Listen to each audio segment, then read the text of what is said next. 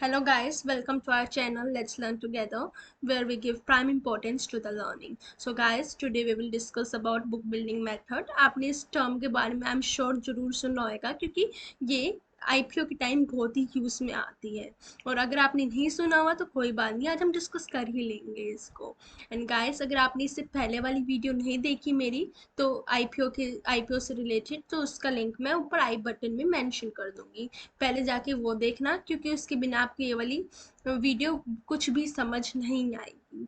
So and guys, अगर आपने मेरे चैनल को अभी तक सब्सक्राइब नहीं किया तो पहले जाके सब्सक्राइब भी कर लेना एंड आगे वीडियो एंजॉय करना। Thank you guys. So guys, आज हम देखेंगे बुक बिल्डिंग होता क्या है। सो आपने कभी सोचा है कि कंपनी आईपीओ के टाइम में कैसे शेयर का प्राइस वैल्यू करती है?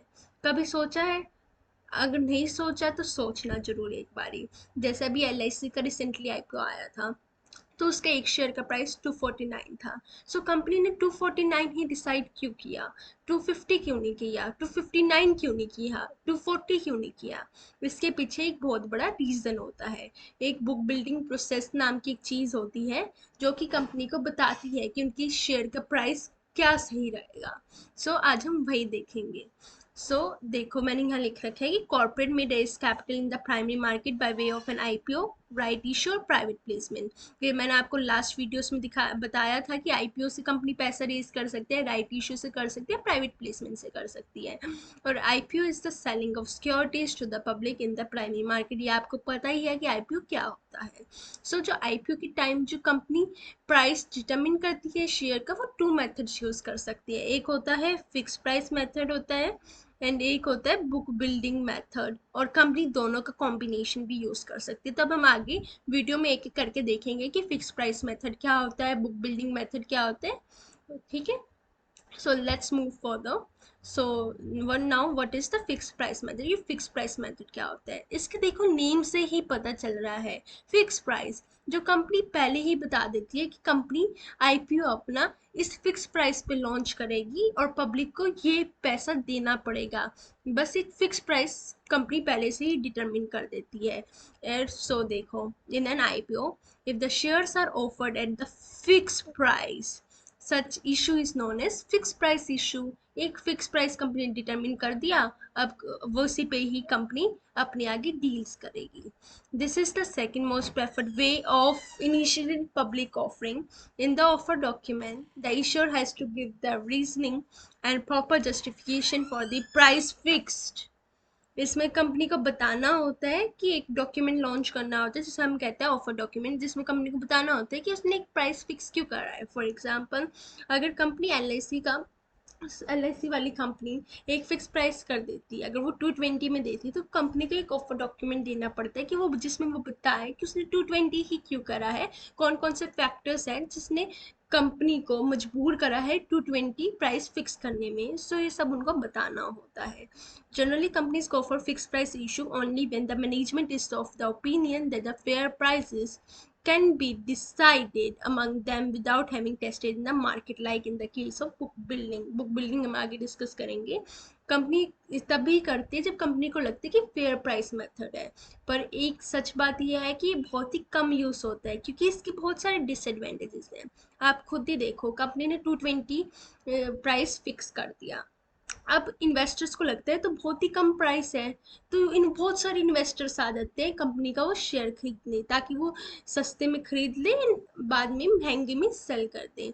इससे क्या होता है, कंपनी का शेयर ओवर सब्सक्राइब हो जाता है, जिससे कि आगे कंपनी को लॉस होता है। एंड इन अदर केस, अगर कंपनी ने अपने शेयर का प्राइस बहुत ही हाईएस्ट पे डिटर्मिन कर दिया, बहुत ही महंगा कर दिया, इसका दोबारा कंपनी को डिसएडवांटेज होता है क्योंकि फिर बहुत ही कम डिमांड हो जाती है। As you know the demand rule, no when the price is high demand is less.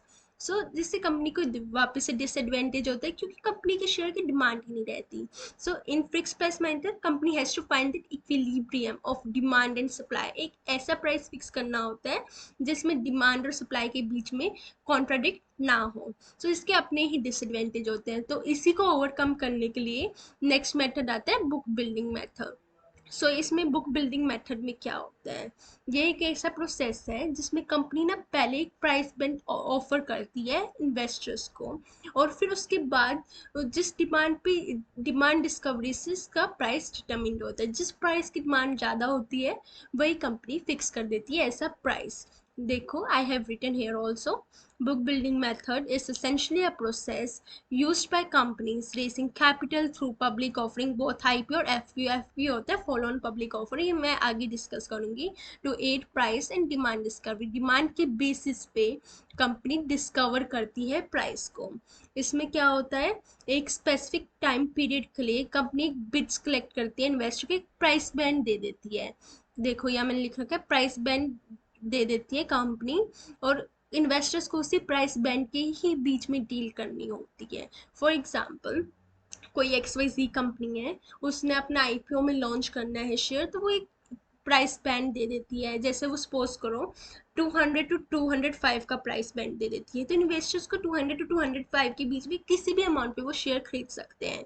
And for example 202 की डिमांड बहुत ज़्यादा होती है, बहुत सारे इन्वेस्टर ने 202 में खरीदा है, सो कंपनी 202 वाले को फिक्स कर देती है ऐसा प्राइस, और जो 202 से लेस होते हैं उनको रिफंड कर देती है। इसका हम प्रोसेस आगे देखेंगे कि प्रॉपर प्रोसेस क्या होता है, इसका प्रॉपर प्रोसेस है।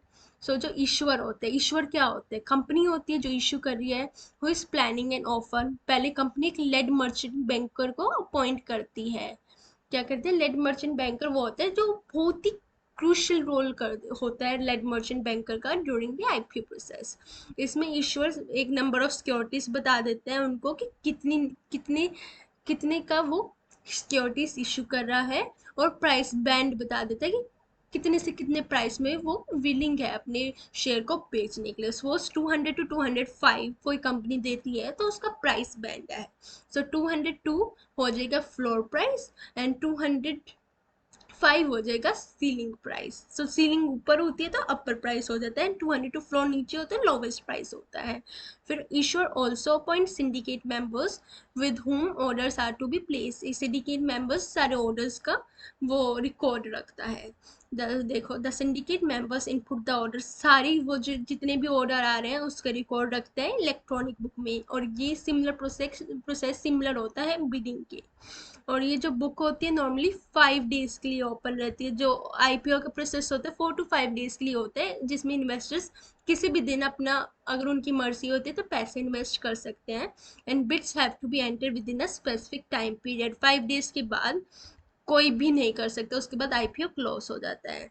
And bids have to be entered in specific time period within specific price band, ये मैंने आपको बताया ही कि स्पेसिफिक प्राइस बैंड के अंदर ही बिट्स होने चाहिए। जब वो 5 डेज का पीरियड कंप्लीट हो जाता है तो बुक रनर और जो कंपनी होती है इवेल्युएट करते हैं क्या कितनी डिमांड आई है, और फाइनल प्राइस बताते हैं शेयर का कि क्या फाइनल प्राइस होता है। और जो भी उसके लिए एप्लीकेबल होते हैं उनको वो शेयर दे देते हैं, रेस्ट का पैसा रिफंड कर देते हैं। ये था process of book building, and मुझे नहीं पता कोई आपको इतनी इजी वे में समझा सकता है, सब सॉर्टेड वे था। ये प्रॉपर होता है प्रोसेस ऑफ बुक बिल्डिंग। हमें ये भी तो पता होना चाहिए कंपनी कैसे डिटरमिन करते हैं, हम ब्लाइंडली ऐसे ही पैसा तो इन्वेस्ट नहीं कर सकते ना, हमें पता होना चाहिए कि इसके पीछे कौन सा प्रोसेस होता है। तो मोस्टली बुक बिल्डिंग मेथड ही कंपनी यूज़ करती है। So guys, I hope you like this video, and if you haven't subscribed our channel yet, then please go and subscribe our channel fast. Thank you.